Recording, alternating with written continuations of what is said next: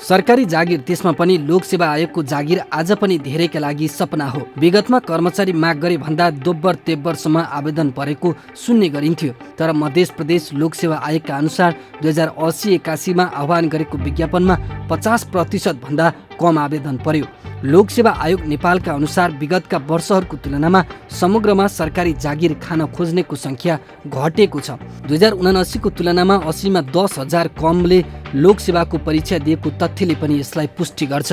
नेपाल प्रहरी, नेपाली सेना र सशस्त्र प्रहरीमा त झन् बीचमै जागिर छोड्नेको सङ्ख्या निकै बढेको छ। पछिल्लो 5 वर्षमा नेपाली सेनामा 2,697 जनाले जागिर छोडे, सशस्त्र प्रहरीमा 2,817 जना र नेपाल प्रहरीमा 4,730 जनाले बीचमै जागिर छोडे। यी 3 निकायमा गरी 5 वर्षमा 10,215 जनाले बीचमै जागिर छोडे।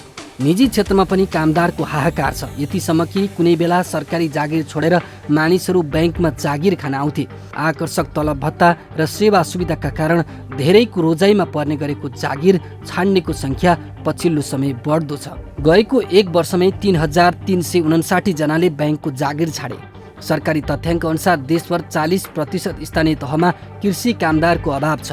कुल 6,753 वडाहरूमध्ये 2,417 वडामा कृषि कामदारको अभाव छ। केन्द्रीय तथ्याङ्क कार्यालयका अनुसार नेपालमा अझै पनि 12.6% बेरोजगारी छ। सबैभन्दा बढी 14 देखि 24 वर्ष उमेर समूहका 22% अर्थात् 9,80,000 युवा बेरोजगार छन्। नेपालमा बेरोजगारी दर घट्दो होइन, बढ्दो क्रममा छ। 2074-75मा नेपालमा बेरोजगारी दर 11.4% थियो। तर पनि हरेक क्षेत्रमा कामदारका अभाव, भएको जागिर पनि छाड्नेको प्रतिस्पर्धा, यो के भइरहेको छ? यसको एउटै कारण हो वैदेशिक रोजगारीमा बढ्दो आकर्षण। दैनिक 1500 देखि 2000 को हाराहारीमा नेपाली युवा अध्ययन र रोजगारीका लागि देश बाहिर जान्छन्। वार्षिक 5 देखि 7 लाखको हाराहारीमा युवाहरू रोजगारीका लागि मात्रै श्रम स्वीकृति लिएर बाहिरिन्छन्। सन् 2024 मा 16,55,309 जना नेपाली विदेशी, त्यसमध्ये 50% अर्थात् करिब 8,56,000 रोजगारीका लागि बाहिरिए। 1,19,479 विद्यार्थी अध्ययनका लागि बाहिरिए। +2 अध्ययन सक्ने बित्तिकै विदेश जाने क्रम बढेपछि नेपालका विश्वविद्यालयहरूमा विद्यार्थी अभावको समस्या हुन थालेको छ। अध्ययन र रोजगारीका लागि मात्रै होइन, सदाका लागि नेपाल छोड्नेको सङ्ख्या पनि वार्षिक रूपमा बढ्दो छ। सन् 2024 मा 66,835 जनाले सधैँका लागि नेपाल छाडे, अर्थात् स्थायी बसोबासका लागि विदेशी। सन् 2023 मा 70,915 जनाले स्थायी बसोबासका लागि नेपाल छोडेका थिए। पछिल्लो समय पहाडी गाउँहरू रित्तिँदै गएका छन्। नेपालको 75,52,000 घरहरू मध्ये 4,72,000 घरहरू खाली छन्। नेपालको परिवारको औसत सङ्ख्याले गुणन गर्ने हो भने 25 लाख भन्दा बढी मानिसले पछिल्लो समय गाउँ छोडेको देखिन्छ। विदेशी नै युवा जनशक्ति बढेसँगै गाउँ घर त युवा विहीन बन्दै गएका छन्। नेपालको जनगणना 2078 का अनुसार नेपालको जनसङ्ख्या 2,91,64,578 छ। एक दशक अघि नेपालको जनसङ्ख्या वृद्धि दर 1.35% रहेकोमा हाल त्यो 0.92% मा झरेको छ। यसको अर्थ नेपालमा जन्मदर घट्दो क्रममा छ। पहिले 1 जना महिलाले आफ्नो जीवनकालमा 4-5 जना सन्तान जन्माउँथे भने अहिले त्यो 2 हाराहारीमा झरेको छ। जनसङ्ख्या वृद्धि दर पनि घट्ने र भएका युवा जनशक्तिको पलायन पनि नरोकिने यो नेपालका लागि आर्थिक दृष्टिकोणले चिन्ताको विषय हो। अझै पनि 70 लाख भन्दा बढी युवा देश बाहिर छन्। यही गतिमा वार्षिक 8औं लाख जनसङ्ख्याले देश छाड्ने क्रम नरोकिने हो भने नेपाल खाली हुन कति वर्ष लाग्ला? धेरै पटक राजनीतिक परिवर्तन भए पनि यथार्थमा त्यो राजनीतिक परिवर्तनले फाइदा सीमित व्यक्तिलाई मात्र दियो। नेतृत्वमा बसेकाले युवाको समस्या र आवश्यकता बुझ्नै चाहेनन्, जसका कारण युवाहरू रोजगारी खोज्दै विदेशिन बाध्य भए। देशमा 3 तहको सरकार छ, गाउँ गाउँमा सिंहदरबार छ, तर दुःखको कुरा गाउँमा युवा छैनन्। विगत 3 वर्षदेखि मुलुकको अर्थतन्त्र शिथिल अवस्थामा छ। सरकार र राष्ट्र ब्याङ्कले नीतिगत सहजीकरण गर्दा समेत अर्थतन्त्रमा सुधार आएको छैन। ठुला उद्योगहरू आज पनि 40% क्षमतामा चलेका छन्। नेपालमा औद्योगिक उत्पादनका क्षेत्र 56,611 उद्योग छन्। त्यसमध्ये ठुला 5,017 वटा छन् भने 51,594 वटा साना उद्योग छन्। बजारको माग घटेपछि उनीहरूले आफ्नो उत्पादन क्षमता नै घटाएका छन्। यसको एउटै कारण खपत गर्ने जनशक्ति विदेशी नै हो। युवा पलायनको अवस्था यति विकराल बन्दै गएको छ कि यही रफ्तारमा युवा पलायन हुने हो भने कति वर्षमा नेपाल खाली होला भनेर मानिसहरू बीच चर्चा हुन थालेको छ। तर सरकार र राजनीतिक दलहरूसँग युवा पलायन कसरी रोक्ने र रोजगारीका लागि विदेशीहरूलाई कसरी फर्काउने भन्ने कुनै योजना छैन। दलहरू कतिसम्म गैर जिम्मेवार छन् भन्ने उदाहरण हेरौँ है त।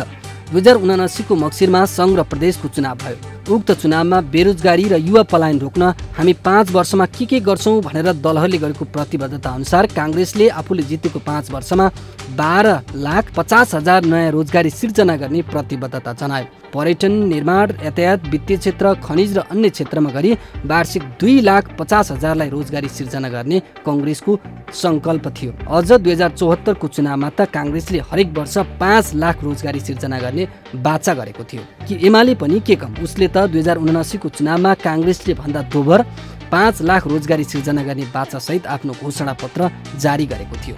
2079 को चुनावमा संसदको तेस्रो ठुलो दल बनेको माओवादीले त झन् 5 वर्षभित्र 20 लाख युवालाई रोजगारी सिर्जना गर्ने महत्त्वकांक्षी घोषणा गरेको थियो। राष्ट्रिय स्वतन्त्र पार्टीले त 2080 साउनमा चुनाव जितेर चौथो ठुलो दल बनेपछि नै तत्कालीन सभापति रवि लामिछानेले विदेशमा रहेका नेपालीलाई स्वदेश फर्कन आग्रह गर्दै स्वदेशमै रोजगारीको घोषणा गरेका थिए। स्वदेश फर्कन चाहनेका लागि 100 भन्दा बढी रोजगारीको अफर समेत गरेका थिए। तर यी घोषणा केवल घोषणामै सीमित छन्। यो घोषणा गर्ने काङ्ग्रेस, एमाले त अहिले सत्ता सहकार्य गरिरहेका छन् भने माओवादी र रासोपाले पनि सत्ताको परीक्षा दिइसकेको छ। यो घोषणा अनुसार काम हुनुको साटो बेरोजगारी बढ्नु र युवा पलायन बढ्नुले दलहरू केवल हावादारी घोषणा गरेर नागरिकलाई बेवकुफ बनाइरहेका छन्। नेपाली श्रम बजारमा वार्षिक 5 लाख भन्दा बढी युवा आउँछन्। यी मध्ये करिब 1 लाख भन्दा कमले मात्र स्वदेशमै रोजगारी पाउँछन्। त्यसमा पनि सरकारले तोकेको न्यूनतम ज्याला 17,300 रुपियाँ भन्दा कममा काम गर्ने धेरै छन्। स्वदेशमै रोजगारी नपाउने बाँकी 4 लाख युवा विदेश नगई सुखै छैन। यो समस्यालाई सम्बोधन गर्न, मुलुकमै रोजगारी सिर्जना गर्न लगानी मैत्री वातावरण निर्माणमा सरकार चुकेको छ। नेपालमा अथाह सम्भावना छ, यहाँ केही गर्न सकिन्छ भन्ने नेताहरूको भाषणले मात्र देश नबन्ने रहेछ। भूगोलले मात्र देश बन्दैन। नागरिक सहभागिता, सहयोग र स्वदेशमै उपयुक्त पारिश्रमिक सहितको रोजगारी आजको आवश्यकता हो। रोजगारी मात्रै होइन, शिक्षा र स्वास्थ्यमा राज्यको गैर जिम्मेवारीपन र आर्जित रकमले परिवार र आफ्नो घाँस बाँस र कपासको गर्जो नटर्ने भएपछि यहाँ किन दुःख गर्ने भन्ने भावना नागरिकमा बढ्दो छ। यसले एउटा नेपालीले नेपालमै आफू र आफ्नो परिवारको भविष्य देख्न छाडेपछि देश छाड्नेको सङ्ख्या आगामी दिनमा घट्ने होइन, बढ्ने हो। त्रिभुवन अन्तर्राष्ट्रिय विमानस्थलबाट जति चाँडो विदेश लिन सक्यो त्यसलाई नै मूल उपलब्धिका रूपमा हामीले लिन थालेका छौँ। पिआर पाइयोस्, विदेशी नागरिक भइयोस्, त्यसैमा वीरता ठान्दै संसार जितेको महसुस गर्ने अभ्यासमा नेपाली अभ्यस्त भएका छन्। यसले ज्ञान, सिप र विवेक भएको जनशक्ति आफ्नो देश छोडी बाहिरिँदा ब्रेन ड्रेन अर्थात् प्रतिभा पलायन समेत भइरहेको छ। जुन नेपाल जस्तो विकासोन्मुख देशमा ब्रेन ड्रेन फेसनको रूपमा अगाडि बढ्नु देशको भविष्यका लागि सबैभन्दा चिन्ताको विषय हो। तर यो समस्या आजका भोलि रोकिनेवाला छैन।